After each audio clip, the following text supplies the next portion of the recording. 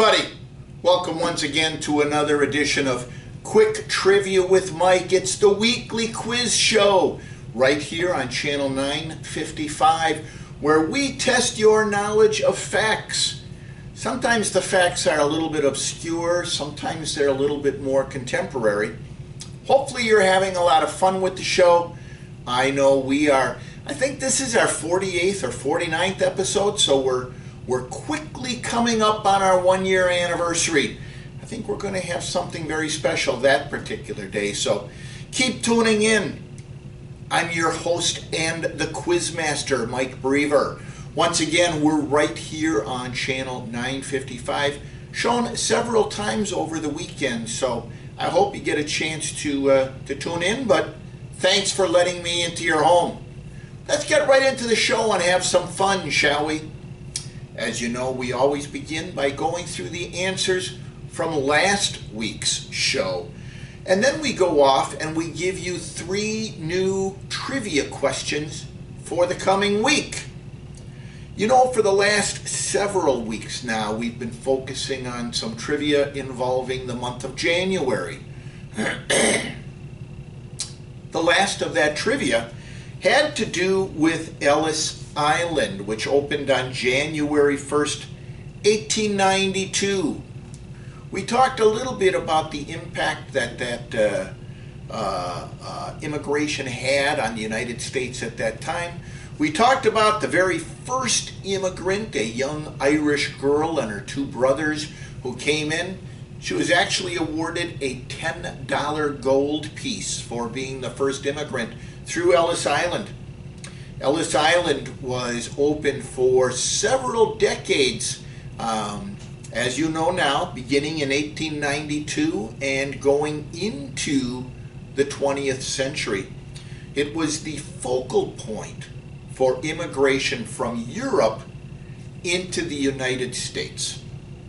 I told you that during its time as an immigration center, 20 million immigrants came to the United States. We talked about the fact that the United States was a growing country at that time. Still a lot of rustic and rural areas, and they were looking for new population.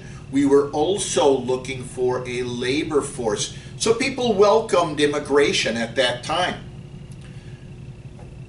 I pointed out, however, though, if the population of the United States was 20 million and it grew 20 million, that would have been a tremendous impact on the population of the United States.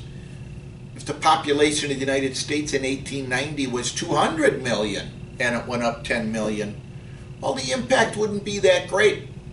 So I asked you, what was the population of the United States in 1892?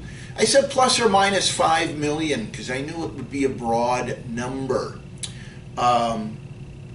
And actually I pointed out that you couldn't get a firm number for 1892 since the census is only done every 10 years.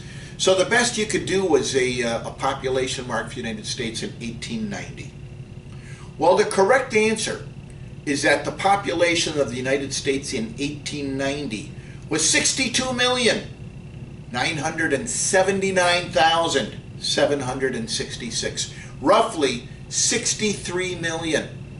So I would have taken an answer anywhere from 58 million up to 68 million. We had 3 people that called in or emailed me and actually gave me numbers that were close enough. 2 people actually got the number absolutely correct.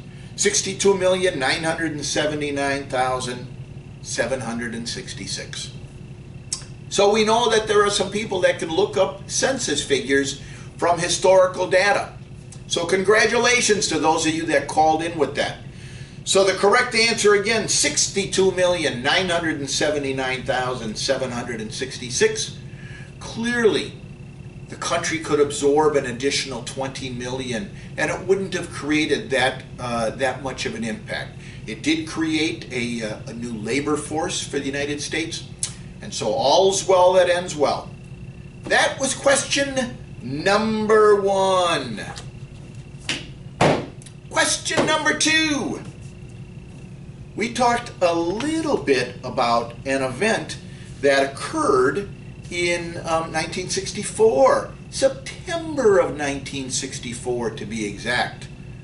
The Beatles were taking the world by storm, and they came to Milwaukee in September of 1964 for their one and only appearance live in Milwaukee.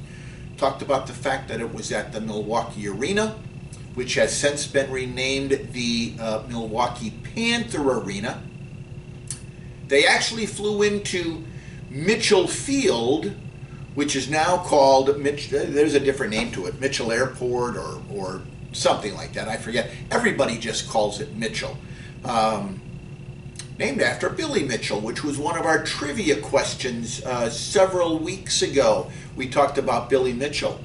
The Beatles actually, however, even though fans camped out at Mitchell Field to see the Beatles when they landed, to avoid a scene of unruly fans, the Beatles actually landed on the east side of the airport at what is now the air defense wing over there, and so the fans didn't even know that they had actually come into town. We talked about the fact that they came in on the afternoon of September 4th. The concert was the evening of September 4th, and they flew out on September 5th. So they stayed at a local hotel. I pointed out that that hotel was actually 1926 West Wisconsin Avenue.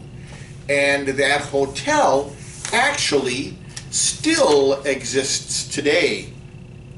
At the time of September 1964, it was the Coach House Motor Inn. I asked you what became of the Coach House Motor Inn that was located on 19th and Wisconsin. It currently is Mashuda Hall Dormitory on the Marquette University campus. So Marquette University acquired the old hotel and turned it into a dormitory. Marquette University, is the major university in the city of Milwaukee. It's located in downtown Milwaukee. It's a Society of Jesus, a Jesuit college. It was founded on August 28, 1881 by John Martin Henney, who was the first bishop of the Archdiocese of Milwaukee, Wisconsin. The university was named after 17th century missionary and explorer, Father Jacques Marquette, Society of Jesus, with the intention to provide an affordable Catholic education to the area's emerging German immigrant population.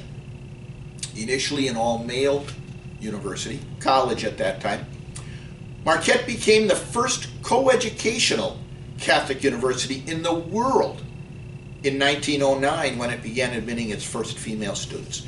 Marquette is organized into 11 schools and colleges at its main Milwaukee campus, really just west of downtown. It dominates the landscape over there. While most of the students today are pursuing undergraduate degrees, the university has over 68 doctoral and master's degree programs, a law school, a dental school, and in fact it's the only dental school in the state, and there are 22 graduate certificate programs. I know we have people living right here at East Castle Place that are professors that used to teach at Marquette University. We also have alumni of Marquette that live here at East Castle Place. I myself am an alum for my undergraduate degree of UWM. My master's degree I got at Cardinal Stritch University, also here in the greater Milwaukee area. So, I hesitate to say that it's the dominant university in the Milwaukee area, but you Marquette grads, you know what I'm talking about. So that's the answer. It became a Marquette University dormitory, and where the Beatles stayed in 1964 exists to this day. The third question I had for you got off a little bit into English history, especially English history if you follow the royals. We went back a little bit in history, though. We talked about Queen Victoria and one of her children, Princess Beatrice of the United Kingdom. She also later became known as Princess Henry of Battenberg. She was Queen Victoria's youngest child. She actually became Queen Victoria's companion after the death of Prince Albert. Tragically, Princess Beatrice also became a widow at a very early age. She and the Prince of Battenberg, Henry, had 4 children.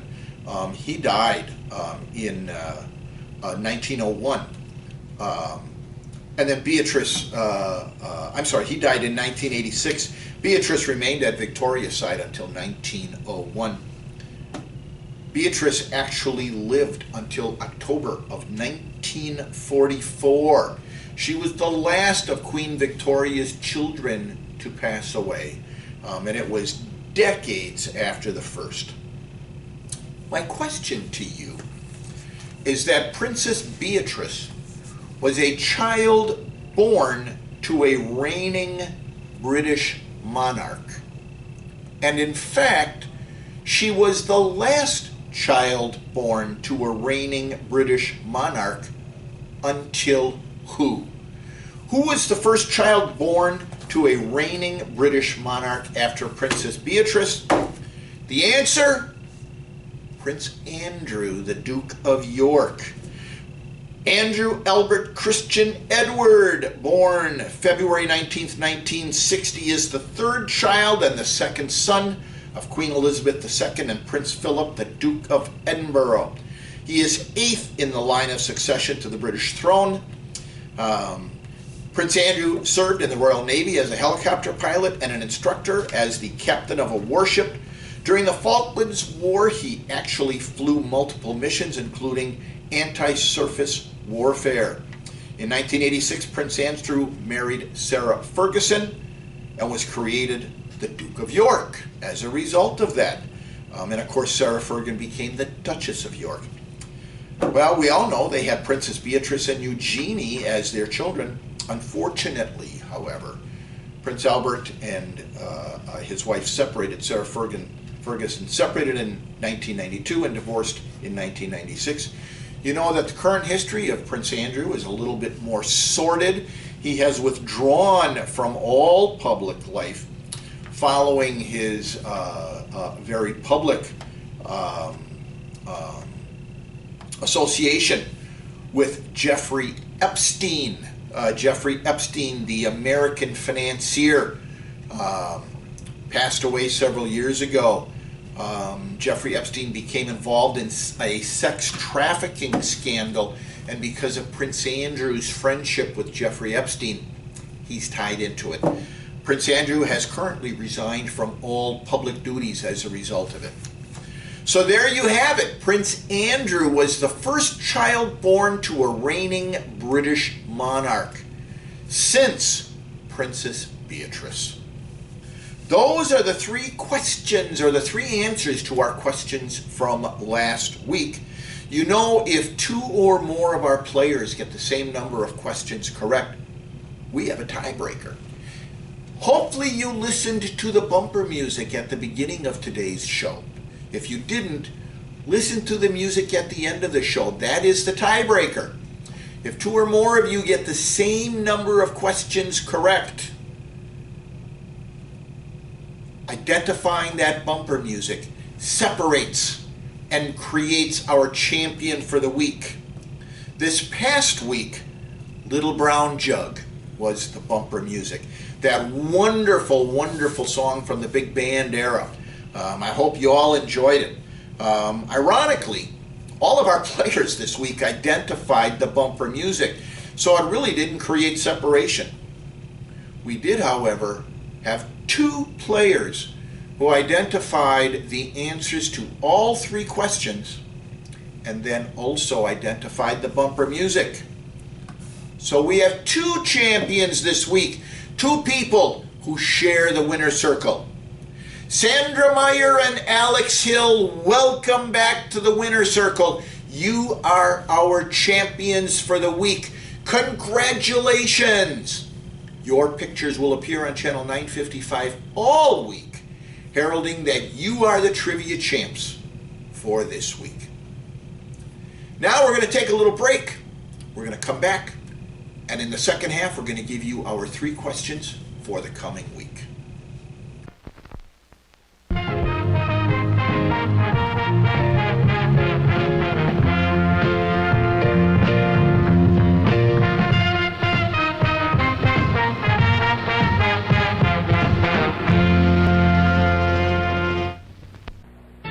Direct from her Las Vegas nightclub act, the electrifying Anne Margaret. With Bob Hope and George Burns, tonight at 10, 9 Central Time, right after Elvis. New York doesn't have one. Paris doesn't have one. London, Los Angeles, or even Rome doesn't have one. In fact, in all the world, there is only one art shop. And if you're a devotee of fine furniture, always searching for that one unique piece, or looking for the outstanding room setting, yet conscious of value, consider yourself fortunate that in a world where there's only one art shop, that art shop is here in Toronto. The Art Shop, one of the world's largest fine furniture stores. If it weren't here, you'd miss it. But it is here, so don't.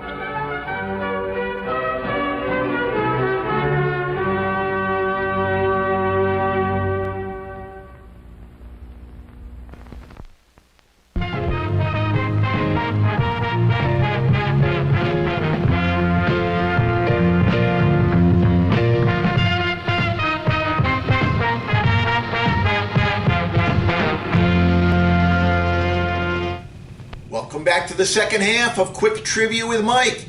You know, we've already given you the answers to our 3 questions from last week. We've also identified our winners as Sandra Meyer and Alex Hill. Let's move on and give you our 3 new questions for the week, shall we? This one has to do a little bit with the fact that we're following some timely questions based on what's happening in our calendar of events. February is, of course, Black History Month. So we're going to take a little bit of a look at our first question today, which does delve a little bit into Black history. We're going to take a look at the United States Senate. The United States Senate is the upper chamber of the United States Congress, which, along with the United States House of Representatives, constitutes the legislature of the United States. The Senate chamber is located in the north wing of the Capitol building in Washington, D.C. I think you all know that our government has 3 branches, the executive, the judicial, and the legislative. The Senate and the House of Representatives create the legislative branch, a co-equal branch to the to the judicial and the executive. The composition and powers of the Senate are established by Article 1 of the United States Constitution.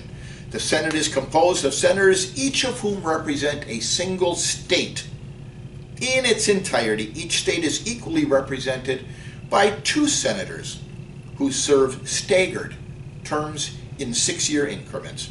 There are currently 100 senators because there are 2 senators from each state, and as you know, there are in fact 50 states. It was from 1789 to 1913. The senators were appointed by the legislatures of the states they represented. However, popular vote took over with the ratification of the 17th Amendment to the Constitution in 1913. As the upper chamber of Commerce, the Senate has several powers of advice and consent which are unique to it.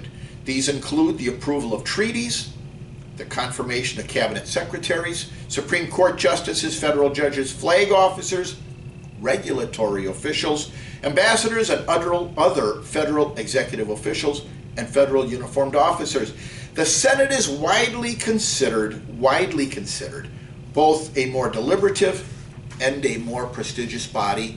It isn't as large as the House of Representatives, and that That pretty much is the reason why. The drafters of the Constitution created this bicameral Congress primarily as a compromise between those who felt that each state, since it was sovereign, should be equally represented, and those who felt the legislature must directly represent the people, as the House of Commons did in Great Britain. So the House of Representatives and the Senate were the compromise. They have one that equally represents all states, and then they have another, the House of Representatives, that is based on the population of each state. It was first convened in 1789. The Senate of the United States was formed on the example of the ancient Roman Senate. The name is derived from the Senatus, Latin for Council of Elders, from senex, meaning old man in Latin. We've learned a little bit about the Senate of the United States of America. I told you my question was going to be based on the fact that February is Black History Month. My question to you is based on the number of senators since 1789. We've had a total of 1,314 individuals who served exclusively as senators. We had an additional 680 individuals who served both in the House of Representatives and in the Senate. A total of 1,994 individuals have served in the Senate of the United States of America since 1789. My question to you, how many of these individuals were black? How many of these 1,994 senators that have served since 1789 were African American? That, my friends, is question number one. Question number two. I've mentioned many times, and I think it's not new to any of you, the fact that before I came to East Castle Place, I worked at Milwaukee's PBS affiliate. I'm a great fan of the programming on channels 10 and 36, and I'm very proud of the affiliation that I had with them for many years. I directed their fundraising there, by the way. The Great TV Auction, the pledge drives that they did on a quarterly basis. You know, another man here at East Castle Place worked with me at Channel 10. If you've ever used one of our transport vans here, Ray Schmidt worked with me at the Great TV Auction, and in fact, he was the director of the Great TV Auction. But we're going to look at a particular show of PBS, Frontline. Frontline is stylized as Frontline, and it's an investigatory documentary program distributed by the Public Broadcasting Service, PBS, in the United States. Episodes are produced at WGBH-TV in Boston, Massachusetts. The series, since its origin, has covered a variety of domestic and international issues. Ironically, each of the PBS affiliates can create programming just like WGBH did. Milwaukee, for example, Around the Corner with John McGivern, has been picked up as a syndicated PBS program on their Create sub-channel. The last program Milwaukee did that was actually seen nationwide, just like WGBH's Frontline, was Milwaukee's PBS production of the Milwaukee Ballet's performance of Peter Pan. That was done several years ago. Since Frontline's debut in 1983, it has aired on United States stations, PBS affiliates, for 39 seasons and has won critical acclaim and awards in broadcast and journalism. It has produced 750 documentaries over that period of time. Jessica Savage was the show's first host. Unfortunately, she died after the first season's finale.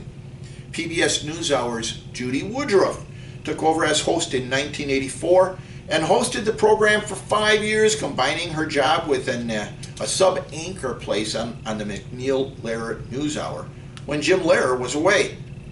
In 1990, episodes of Frontline began airing without a host, and the narrator was left to introduce each episode. Since 1995, Frontline has been producing deep content companion websites for all of its documentaries. So if there's a particular program that you really liked on Frontline, you can go on the internet. Frontline has its own website, and there is additional content to what you saw on that program. And if you really loved the performance on that particular program, you're encouraged to do that. Again, the show is produced by the WGBH Educational Foundation, the parent company of WGBH TV in Boston, which is solely responsible for its content.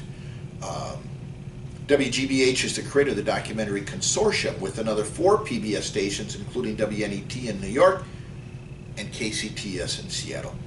In 2015, the creator and founding executive producer of Frontline, David Fanning, retired after more than 32 years as executive producer of the program, and Rainey Aronson Rath succeeded him in senior grade.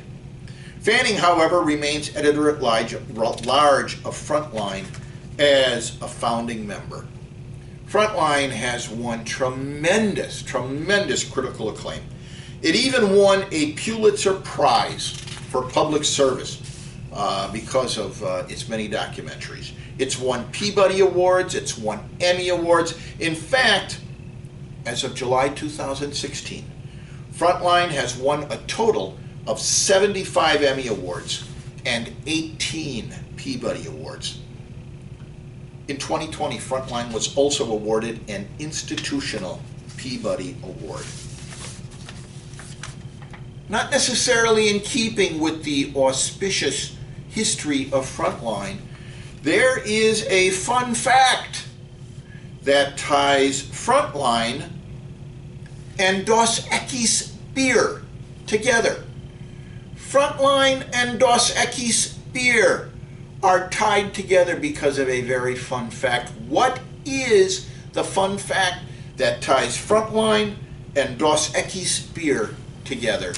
That, my friends, is question number 2. Question number 3.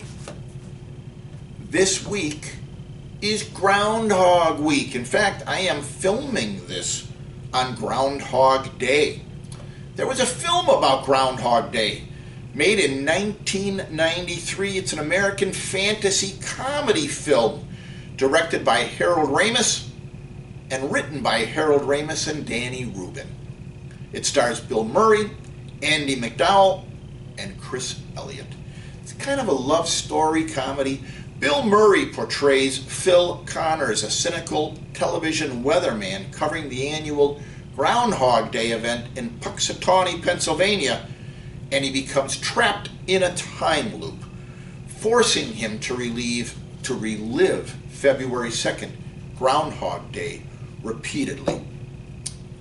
Rubin, the writer, thought of the outline of Groundhog Day in the early 1990s. He wrote it as a spec script to gain meetings with producers for other work.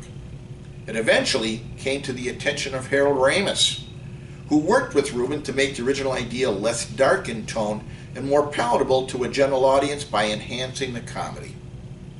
After first being cast, Bill Murray clashed with Ramis over the script. Murray wanted to focus on the philosophical elements, whereas Ramis had concentrated on the comic aspects. Ironically, my understanding is that Ramis and Bill Murray still have issues as a result of their conflict over this particular movie. They actually were very good friends. They came up together on Second City TV. They had a long history of comedy together. Groundhog Day, when it first came out in 1993, was considered a box office success on its release, if a modest one, earning almost $71 million to become one of the highest grossing films in 1993. In 2006, the United States Library of Congress selected the film for preservation in the National Film Registry. Groundhog Day has been adapted into a 2016 musical and a 2019 video game sequel, Groundhog Day, Like Father, Like Son. As I explained, the script deals with a weatherman, Phil Connors, who travels to Puxatawney, Pennsylvania for the annual Groundhog Day celebrations with Puxatawney Phil. In his weathercast that day, he's reassuring Pittsburgh viewers that an approaching blizzard will miss western Pennsylvania. Alongside his producer Rita Hansen, cameraman Larry, Phil travels to Punxsutawney. On February 2nd, Phil awakens in the Cherry Tree Inn to Sunny and shares "I Got You, Babe," playing on the clock radio. After a series of events that day, which really play into his cynicism, he reawakens the next day, and it again is February 2nd, with "I Got You, Babe" playing on the radio. This happens over and over and over again. Realizing there are no consequences for his actions, he begins spending time in the time loop, indulging in binge eating, one-night stands, robberies, and other dangerous activities, using his increasing knowledge of the day's events and town residents to manipulate circumstances to his advantage. He also is strongly attracted to Rita, his producer, who has traveled with him. Rita, however, no matter how much knowledge Phil gains of her background, refuses during the course of the ever-repeating day to ever have a cordial relationship with him. Phil gradually becomes depressed, desperate for a way to escape the loop. He starts committing suicide on a daily basis, jumping off a cliff, jumping off big buildings. One day he even kidnaps Puxatawney Phil and drives off a cliff, reawakening every day to "I Got You, Babe." That night, Rita witnesses many different things about Phil. First of all, after his bouts with suicide attempts, he really works on starting to better himself. He starts taking piano lessons on these days. He actually becomes a master pianist. He learns how to ice sculpt, and he joins the Puxatawney, Pennsylvania ice sculpting contest and becomes a master sculptor. All kinds of interesting things. He joins a combo and is playing that night in one of the nightclubs celebrating Groundhog Day. Rita witnesses Phil's transition one of these nights after he has gained all of these skills and slowly starts to warm to him.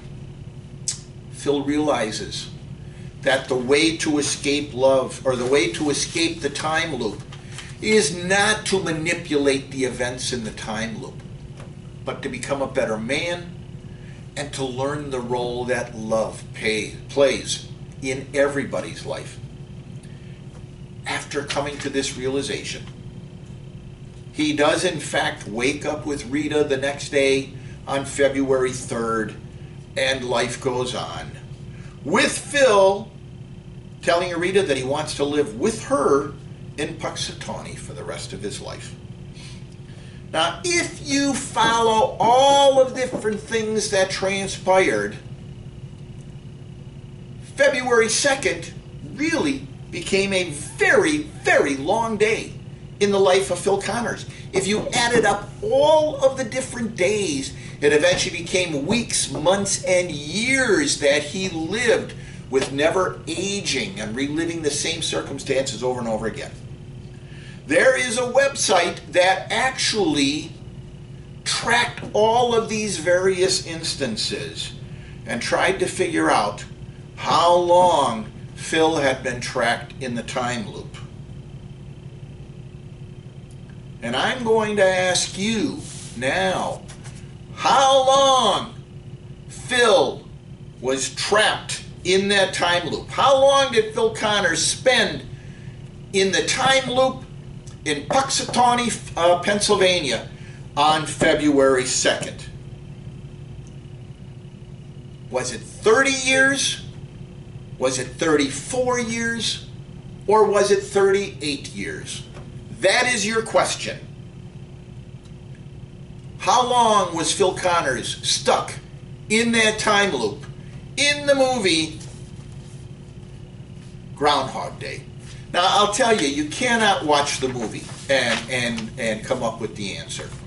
People have done this trivia on websites and tracked it all for yourself. I'm giving you the advantage. Which of those three is it that Phil Connors spent in Puxatawney, Pennsylvania? That's it. Those are your three questions for the week. Get your answers to me by noon on Monday. You can get them to me by email at mbereaver at eastcastleplace.com. Call me at 963-8425. Write the answers on a slip of paper and put them in my mailbox behind the receptionist desk, or slide them under my door. I'm on the second floor of the Contemporary. If I gave you that email address and the phone number too quick, just call the receptionist. They'll give you my email address, or they'll give you my phone number. I hope you choose to play along. Hopefully it's a lot of fun for you, and maybe you'll enter the winner circle this coming week, just like Sandra Meyer and Alex Hill did this week. Well, that's our show for this week. I'd like to thank the executive producer of ECTV, Laura Wengler. I'd like to thank the president of ECTV, Tyler Gudex. I'd really like to thank my producer and cameraman, Scott McFerrin, and my artistic director, Cooper Ledvina.